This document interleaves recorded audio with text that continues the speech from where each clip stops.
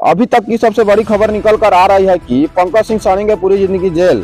पंकज सिंह के घर गई थी पुलिस और ले गई जेल। क्या पवन सिंह करवाएंगे पंकज सिंह का बेल? तो दोस्तों क्या है खबर की पूरी जानकारी बताएंगे आपको डिटेल में, लेकिन उससे पहले अगर आप चैनल पर नए हैं तो वीडियो को लाइक करके चैनल को सब्सक्राइब जरूर कर लें।